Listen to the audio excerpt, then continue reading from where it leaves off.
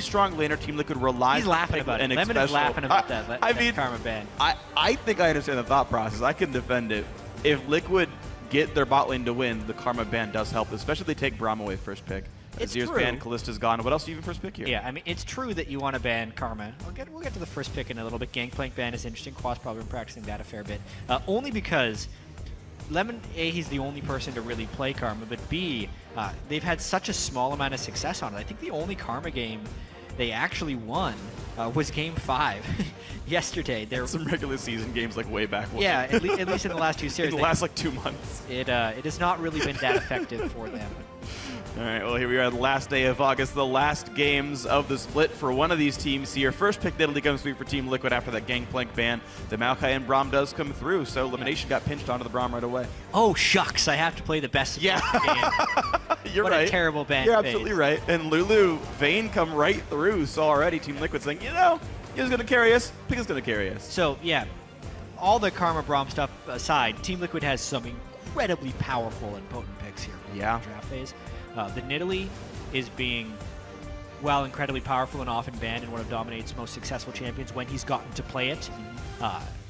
It is somewhat weak against tanks, so you could say it's counted against tanks. However, the Lulu Vayne combination is absolutely devastating, especially in the LCK finals and LPL finals.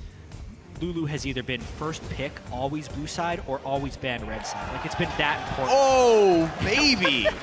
We got Draven, Sneaky, one of the original Dravens from like 3 to 4 years ago. He's bringing it back out here. Interesting. Yeah. I get to pick 3 tanks and Draven so far as a comp for Cloud9. Holy moly. All right. Yeah, so All right. Draven is good into Vayne. Vayne tumbles around and Draven just throws a giant axe in Vayne's face, and Draven will win that damage trade most of the time. So, not a bad pick by any sense, but there's a certain amount of hysteria that I have just talking about Cloud9 making this run, because like literally 2 reverse sweeps with random champions. What are they going to do next? It's Draven is one. Now what's Hai going to do? Play Gragas? Teemo? Like, what's going to happen? I mean, Hai's playing Gragas, but yeah. he did play Is it Teemo against Incarnation TSM. Gragas? No, it's probably Hai's. We're back at Season 3. AP Gragas is returning here. Yeah. No, not quite the case here. So Team Liquid rounds out the compositions. Lulu does go mid lane. It's top Nautilus with support Alistar. So 2 of the biggest tanks you could possibly get in these 2 roles to supplement the kind of double support plus Vayne. It's a lot of weight on Piglet's shoulders, but Phoenix and Dom will have some aggressive moves to make. Cloud9, big tank, while Draven is their only damage so far. The question is, what will supplement? Victor is up, Orianna's up. Yeah, Yasuo has been successful, although you don't want to pick too much physical damage against it. Orianna is the pick here. Works tremendously well with tank compositions, a great enabler of tanks. So really, aside from the Draven, a very standard tank team composition from Cloud9 against a very tanky composition that has a tank shredder in Vayne. So we're going to see some very beefy team fights in this match, most likely. It's going to be a fun one to watch for. And also the question is, how well can both of these teams get onto that backline to carry the one doing almost all of the damage? Sneaky doesn't really have ways of getting away. He said he didn't like Ashe because of all the diving. Well, these aren't exactly penetrating tanks. Yes, Nautilus can ult, but who exactly does damage afterwards? Not like there's Lee Sin running around here. Yeah, so many of the games that are coming down to team fights, at least in the last few patches, have really been about who can shred the opponent's tank line faster, or who can bypass the tank line and then kill the squishies. That's really what most team composition battles have been won or lost over, since there's been a diminished emphasis on split pushing in a lot of matches. So here, that's going to be the main thing we want to play out, since neither of the teams' dives, so to speak, is that strong. This is going to be interesting to watch then. The big front lines are there, and the DPS check is going to be what we're going to look at. The coaches shake hands. We get ourselves ready for Game 1 here. This best of 5 determines who goes to Worlds. So you guys at home, let us know who's going to grab that spot. Tweet at LOL Esports with your picks. Hashtag TLWin. Hashtag C9Win. Let us know. Counterlogic Gaming's going. TSM is going. Who's that third team from North America? Yeah, and it's going to be such a difficult road for either one of these teams, really. Like, not only for Cloud9 or Team Liquid do they have to make it all the way through this regional qualifier, which we've been calling the gauntlet. They also have to deal with this pause that we have at the very start of the game. But more so, they're put into Pool 3 at the World Championship. So if you guys have been watching the stream for the past hour, you got to see Quickshot detailing the way the groups are laid out within the World Championship. But basically, teams in Pool 3 are automatically put against what is most likely the hardest competition because they... No IWC teams in your group. Yep, guaranteed. No EU3 team in your group, even though Origin's going to be pretty strong. Yeah, and you're from NA, so you have to pull from either LGD, SKT, or Fnatic. All three are definitely exceptional teams. Like, one of those three will be in the group of whichever team wins here. It's going to be tricky. It will be tricky. It's going to be a whole bunch of fun to watch as well. There's more things you can deduce as you go through the second seeds and whatnot. But yeah, it's of course a difficult run. We've heard actually these teams, both of them talk about the fact that, if we didn't win the regional, we didn't deserve to go to Worlds. And if you can't win wins a group stage, well, you don't deserve to win Worlds. And so these guys are all kind of aware that, like, hard groups or not, if they win, they deserve it. If they lose, they deserve it. Yeah, and it's one thing. It's one of the reasons I like the regional qualifier format here. Spring Split obviously has a little bit of importance on it, but mainly this process of playing a best of 5 directly against the team who would be going to Worlds, it makes it very cut and dry. Yeah. Right? Did I beat this team in a best of 5? All right, I get to go. Like even Team Impulse, after their game against Cloud9 yesterday, I kind of thought, like, man, Cloud9 really shouldn't have won that series. Was my initial feeling, but then I remembered, it's like, but they did. Well, they won the series, so clearly they deserve to win that series. Just because the games were close doesn't discredit their victory whatsoever. Absolutely. So Cloud9 has been able to pull through, and if they somehow do make it through this entire thing, it would be incredibly well-deserved. They would have deserved it if it was the case. We saw actually some stats up there. They had more deaths than kills in their series yesterday. But we are onto the Rift, ladies and gentlemen. Game 1 is afoot, and Team Liquid doing battle with Cloud9 for the last spot at the World Championship from North America. It's going to be starting over in Paris in October, and it's going to be a whole bunch of fun to be a part of. We can see right now battle lines drawn across the Rift, defensive wards for most of these teams. Yeah, and I mean, Team Liquid has a really low damage team composition. Traditionally, Team Liquid has been an incredibly potent team when running Lulu, but that's generally been with Quas running Lulu.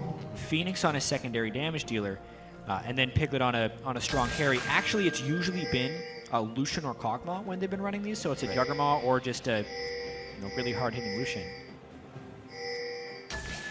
But when they picked Nidalee in the second round, actually, no, they first picked Sorry, there's really no chance of running mono-tank teams. It's just so hard to run, so. Exactly. Yeah, Lulu was assumed mid as soon as they picked the Nidalee alongside it. And now Team Liquid. C9 just doing a bit of battle, spotting out where their wards are going to be. Phoenix wanted to stop the standard sapling start for the mid laner. That won't happen, though, it looks like. He's actually still winning around. Maybe he tries. Yeah, definitely a bit of a tweaked level 1 for Cloud9. Instead of direct deep wards for lane swap invade into the enemy jungle, they delayed invaded and then didn't even get deep lane wards. So they really just covered the Team Liquid side, basically putting a ward on all 3 camps so they know, or they can kind of surmise what's going to be happening by seeing that there's a duo lane taking this camp and also having a ward on red buff. They can then guess that Nidalee and Nautilus are doing the double jungle starting on the Grom side. Because we've actually seen a few starts where teams will put 4 people in the same jungle quadrant, take Krugs while taking red buff. So, Cloud9 does actually win the knowledge war a little bit based off this. All right, so even though the starts are exactly mirrored, C9 knows more, as you're mentioning. Jat, Piglet, going to see how well he can trade up against Draven. He gets 2 stacks of Silver Bolts, and then C9, Elimination gave him the true damage there, so the early trade's going well, and of course Team Liquid will have more heals on their side thanks to Alistair. But level 2 first for C9, they clear minions faster, and Piglet loses 80 health there. Yeah, big, powerful, sneaky. He is such a tremendous Draven player. He's really good. He pretty much always keeps the 2 axes active and juggling. So he builds up a tremendous amount of adoration stacks very early on in the game. And a lot of this match will swing on, whether or not Sneaky can get to 100 or so CS without dropping a single axe, and then actually transform that kill. Because if Draven gets a Bloodthirster before Piglet gets any type of itemization, he can completely shut Piglet out of that lane phase. The question is, though, there's always the scary chance to ganks. Draven is like a gank magnet, right? Get rid of the adoration, kill him off, lower the passive, and Alistair Flash pulverize in Nidalee is a lot of pain to come through. It can be pretty devastating. Lemon can block a lot of it. I mean, Brahms is a good support for this. Dominate, red buff slow into Inclination, no chance to dodge. He does not want to jump into turret range, and Dom will get very little damage done here. Yeah, although, even with that, he provides a little bit of presence for Phoenix against Incarnation. Hai is honestly wasted a little bit of time when he rewarded the red buff where Dominate had just cleared. It's been something really fun. Yeah, something really fun about watching Hai jungle these past few days in these best of fives. Is he very clearly is just doing whatever he wants, right? Which sometimes just looks awful because he'll go face check someone who never should have been there. He doesn't have the learned habits of all these competitive professional junglers who have been doing it for years since he really just picked this role up like 3 or 4 months ago. Right. So sometimes that bites him. Very often it bites him, but every once in a while he'll be doing this move that is like so inefficient and would never be done by a normal professional jungler that it actually works. Right, because you bet against that ever happening to you, and you take a risk that normally wouldn't be a risk. Like yesterday, he ganked mid as Elise with only Q and W and got a kill and both summoners. Like, it just didn't make any sense. Now he's doing a level 3 gank when he's clearly behind, going for it. But he's going to knock around his special. Oh, he flashes just in time to get away from the body slam, and the kill will not come through. Now Sneaky's got to be careful. Elimination tanks the Javelin, will Dominate chase through. Silverbolt's not triggered, and Team Liquid will back out. Yeah, that time, X Special did not want to play the game of chicken that so often happens when you're Gragas. Whenever Gragas has his flash, his gank presence is absolutely crazy, and it's so easy for him to generate kills with Body Slam Flash. This time, obviously, X Special thought he was going to go for the Body Slam Flash, preemptively flashed it away, and then Hai also burned his flash. So great job there by X Special to burn his flash so early because it also got the flash off of Hai and prevented the gank from having success. Very smart prediction. Now, the top lane matchup is going very slightly in the way of Quas. He just recently hit a very good hook that pulled balls back into the minion line. Bot lane actually going close. Oh, Dom stole the big one. The ward he just put down. Steal. Nope, didn't get the last little mini, but that does mean a gold disparity. The junglers are 150 apart, actually, so a nice small lead for I Will Dominate. Literally, that steal is the duration of the entire swing. He got 80 gold, basically, for the large one that he took. So he denied Hai 80, gave him 80 himself. That's the 150 difference. And he's only going to extend that because he pushed Hai off into the base, knowing that his red side of the jungle is now exposed. And the rest of the team doing just fine. We see an aggregate 400 gold lead for Team Liquid. Quas, another major part of this. The bot lane has gone equal despite the attempted gank from Hai. All went well. The farm is basically the same. Adoration is gold waiting to be gained, so there's all kinds of fun numbers to deal with. Hai managed to kill off an aggressive pink ward. Good of him to get through that brush. Too often is that ward not swept in solo queue, so good of Hai to see that one, and all is well. Pink ward for himself, also going to get control over mid, but it is a flashless Gragas.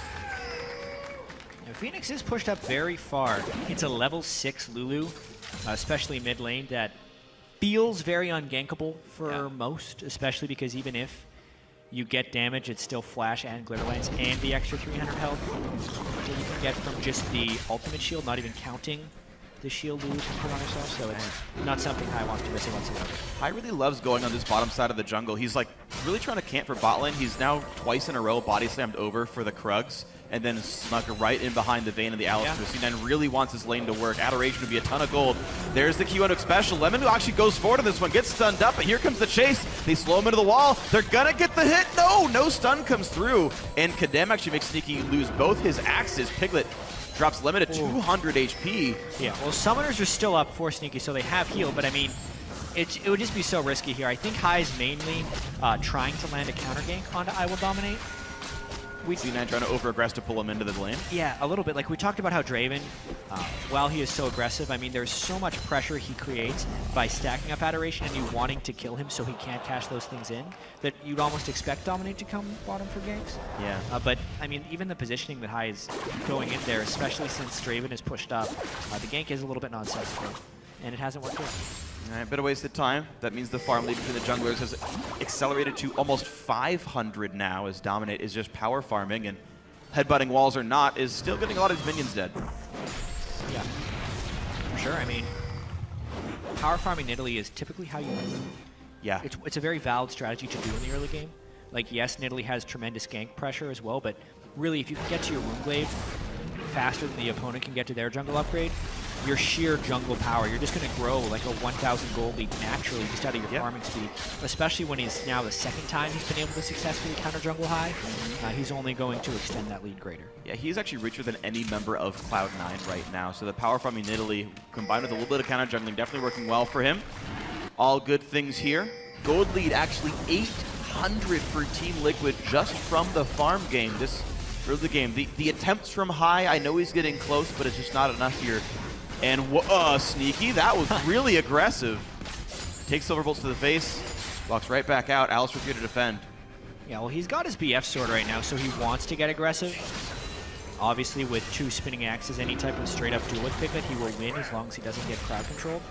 So definitely playing aggressive, but he has no jungle backup because high is top. Back up at the top side, a couple of stuns come through. Quas trying to get away, flashes, and that means Explosive Cast will disengage him.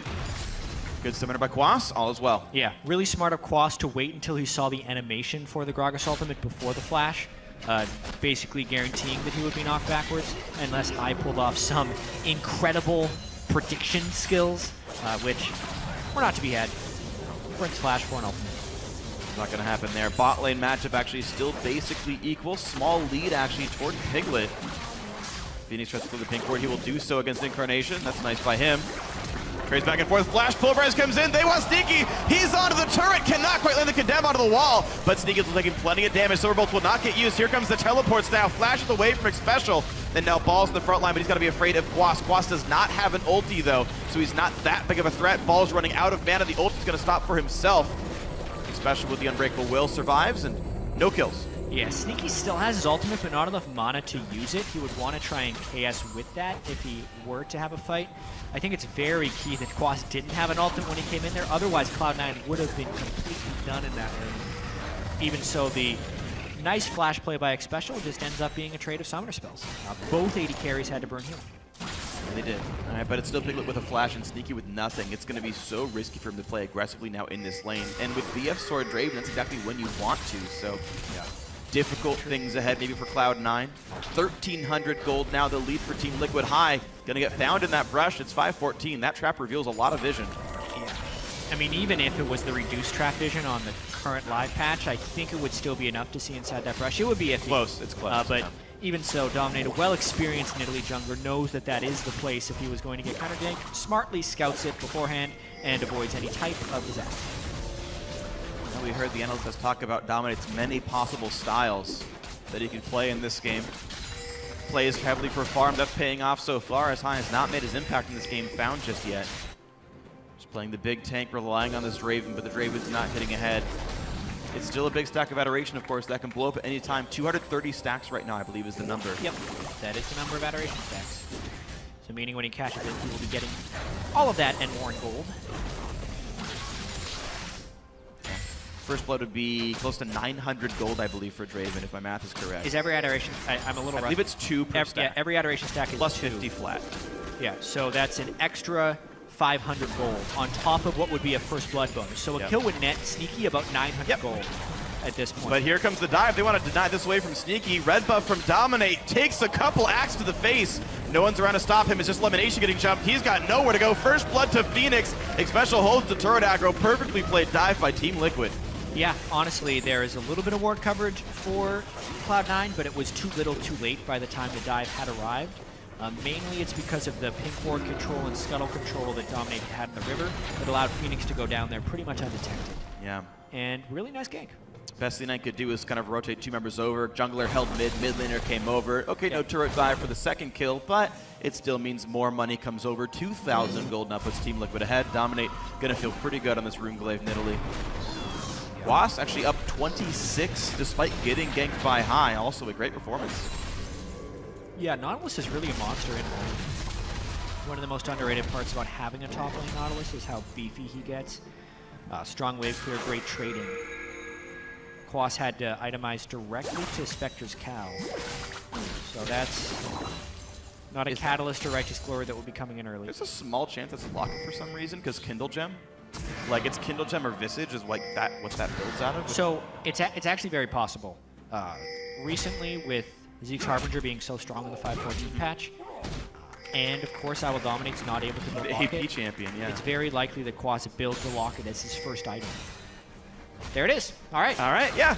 Really, yeah. Nice call, Freak. Hey, you helped out. I think together that was a really solid stuff. This would mean that most likely X Special will be going for a Harbinger first major item on Owl. Yeah, I think that makes sense.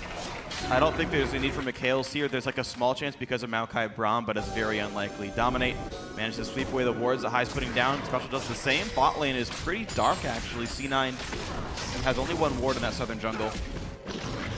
That's high elimination. Get rid of a couple things themselves.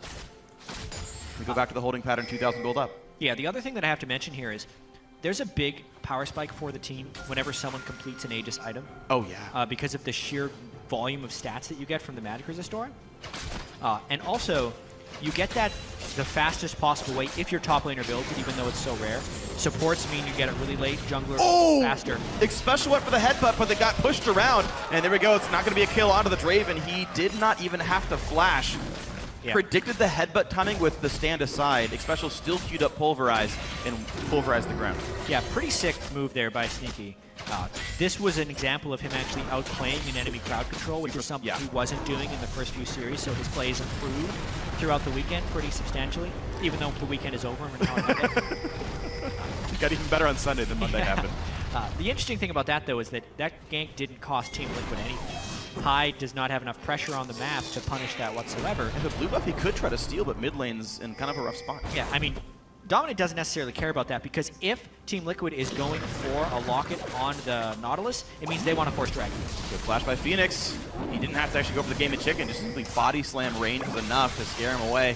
Shock of him in an easy combo, so Team Liquid lose a flash thanks to High's play, but still these lanes are getting worse and worse. Piglet losing plenty of health, but he's got a Blade of the Ruin King. His lifesteal is actually fairly solid. Within about 2 waves, he'll be back to full. Yep. Not to mention the Alistair sustain. Exactly. From both the heal and the relic shield. Definitely true. So good luck with this one then, Piglet.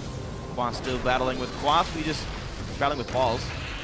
Not right himself.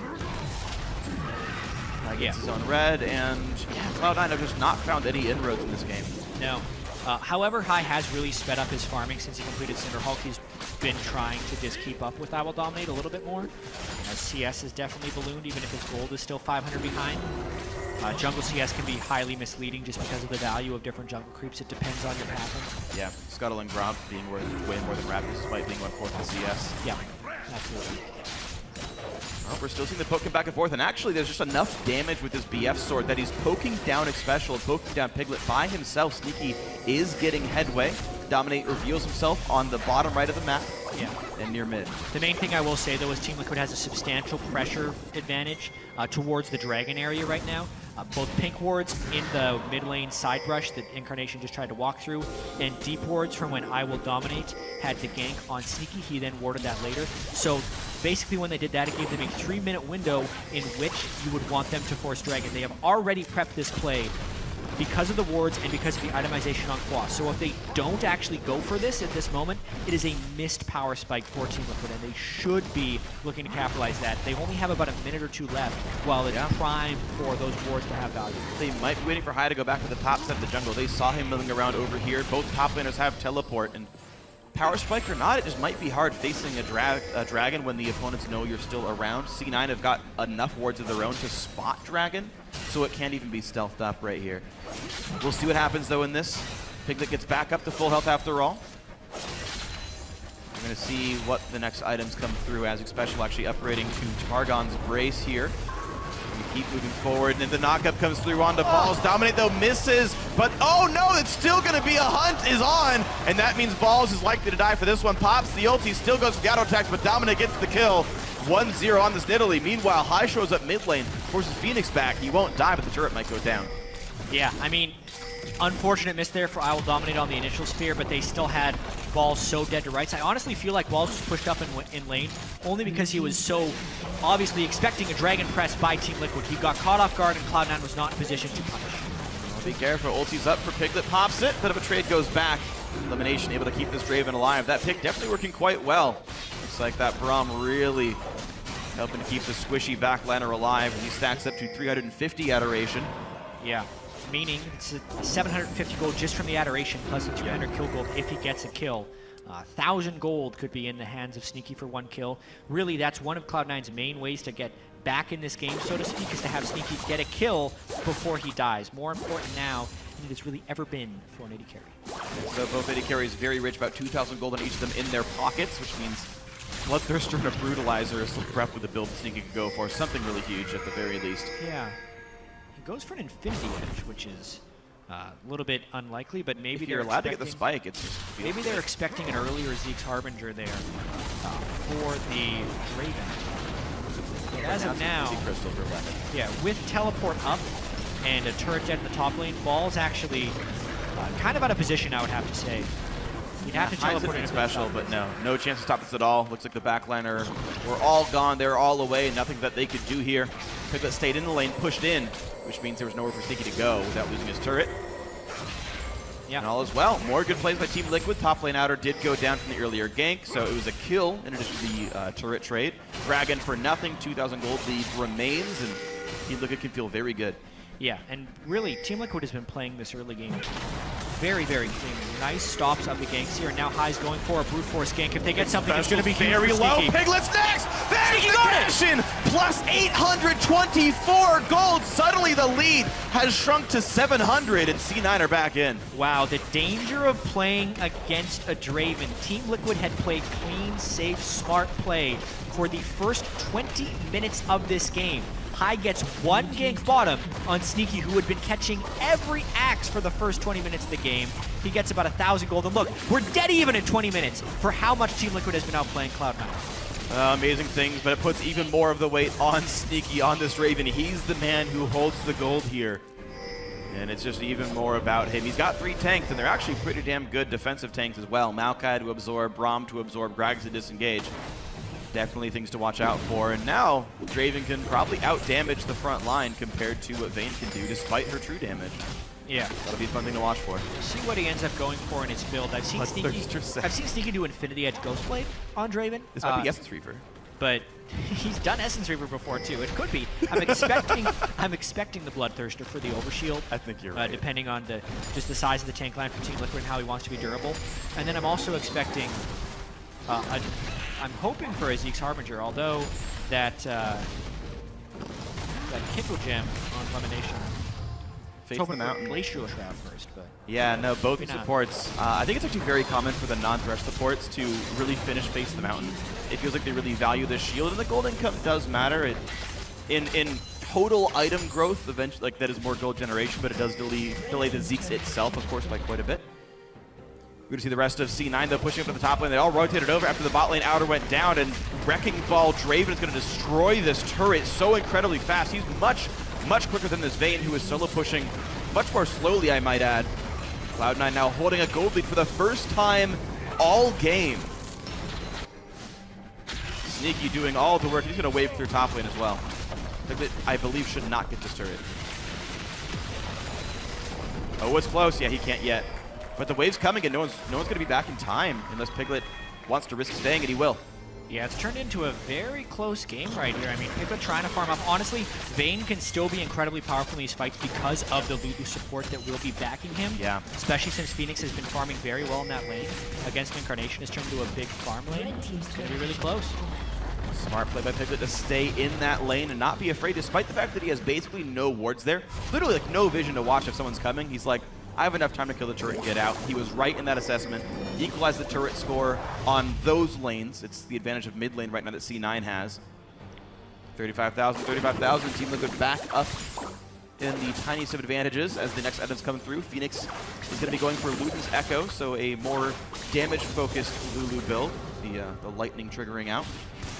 Yeah. I like that Lulu build as well. I mean, I think there's pros and cons to both having the Death Cap or Luden's Echo on Lulu. Death Cap gives him more shielding, is more supportive for Piglet, but we talked about how they have very little tank top lane or very little damage, so he wants to be a little bit of a damage threat himself with Luden's Echo. Not to mention the 10% move speed, I think is the most underrated part of Luden's Echo. 10% is a lot. A ton of move speed. It's like 380. Especially on who's already a very fast champion. Yeah, there is diminishing returns on move speed above 490, but it's only a 50% diminish on that move speed, so In my opinion, it should not dissuade very fast champions from getting even faster, because speed is one of the most valuable stats in the game. Yeah, and also one thing to keep in mind to kind of push this point forward, the really important thing is speed differential, not raw speed itself. Exactly. And so 10% of your raw speed is like 100% speed differential, which is ridiculous. You close gaps twice as fast, or build them twice as fast. And that's the thing to watch out for here. So Phoenix can help be another engage tool in a small way by hitting a Glitter Lance after whimsying someone. You can, of course, send Special or Quas in to do the dirty work as well. But a slow kill game. It's been standard lanes. The ganks have been somewhat successful, but somewhat far between. Yeah. Honestly, I will dominate did a lot of... Oh, this is a bit risky. Oh, dear Lord! He wants Piglet! He won't land the crit, though. He got 1 out of 4 attacks. Dodges this. Piglet's still going to run away from this.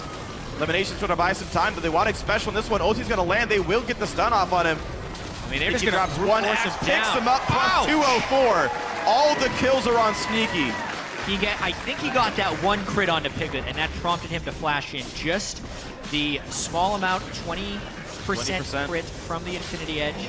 A lot of the crit from the IEP deal will Phantom Dancer build has moved to the Phantom Dancer, so a little bit of luck on Sneaky's side right there, but they capitalized off it hugely. 1 out of 4, but got the first one, giving him the confidence he needed, and that's going to be nice. You were right about Bloodthirster, by the way, Jat. That's going to be the overshield to help keep him really topped off.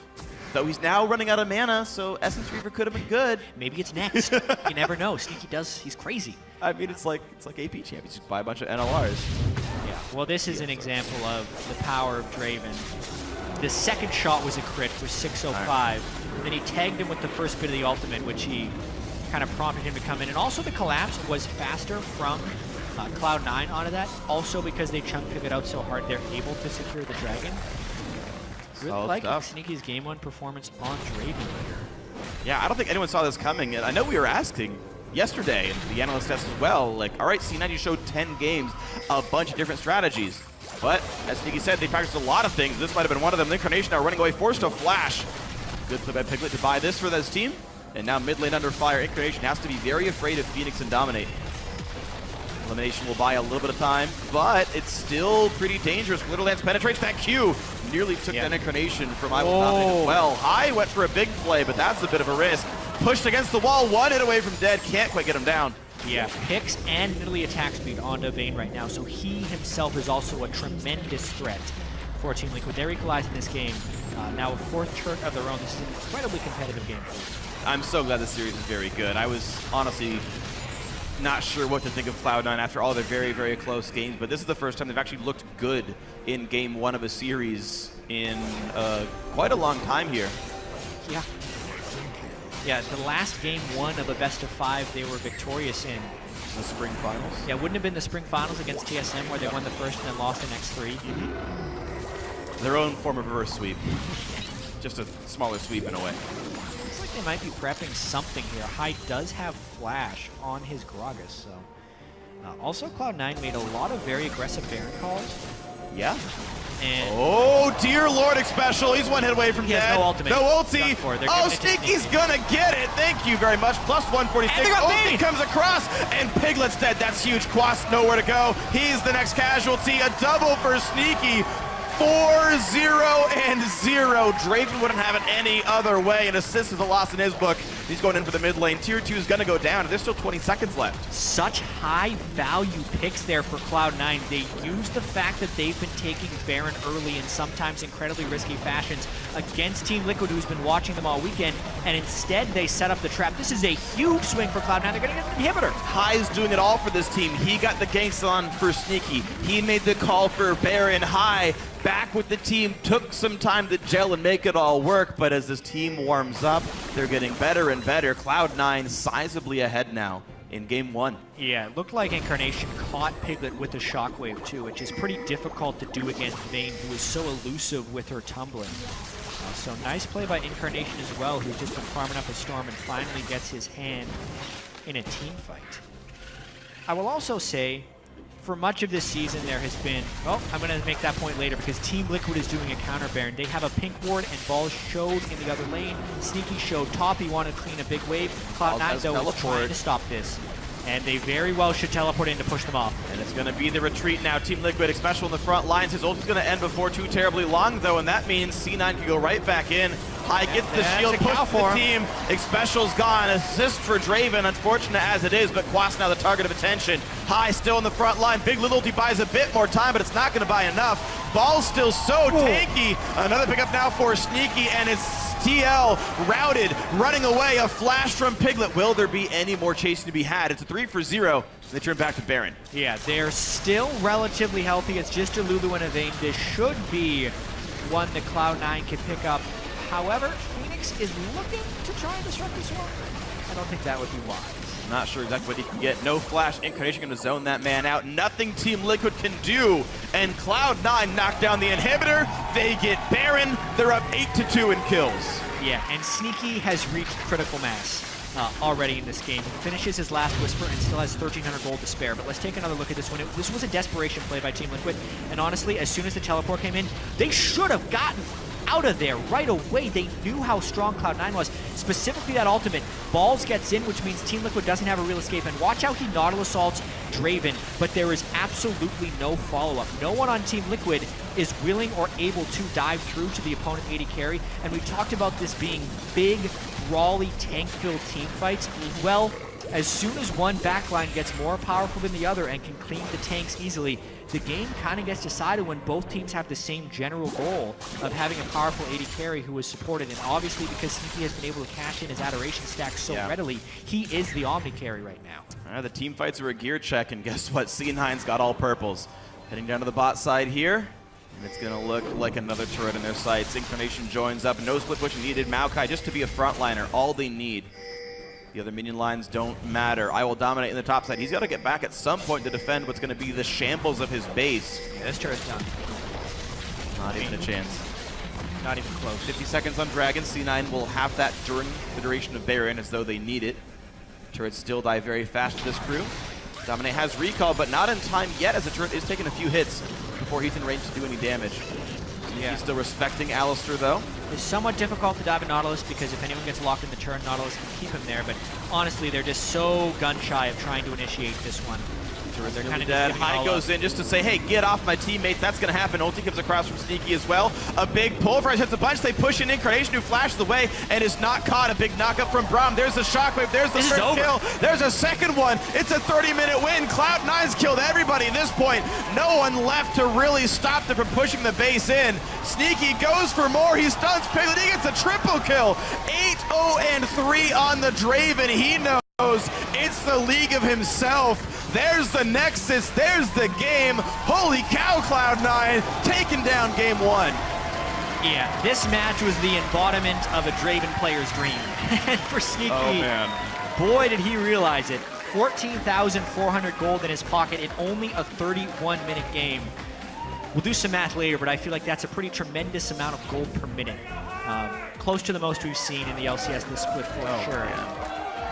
That was absolutely It was so close up until the 19.5-minute mark where Team Liquid actually had a lead, but the instant that Sneaky got that adoration cash in on Draven, the whole team comp just came together because we knew it was going to be a very AD carry focused game. Lulu Vayne with a bunch of tanks and an Italy versus a tank team with Orianna and a Draven. If Draven falls behind, he's useless in that specific iteration of these team compositions. And because Sneaky was able to get that kill off of the one gank from high, Cloud9 just executed through the roof. And that's really the cool thing about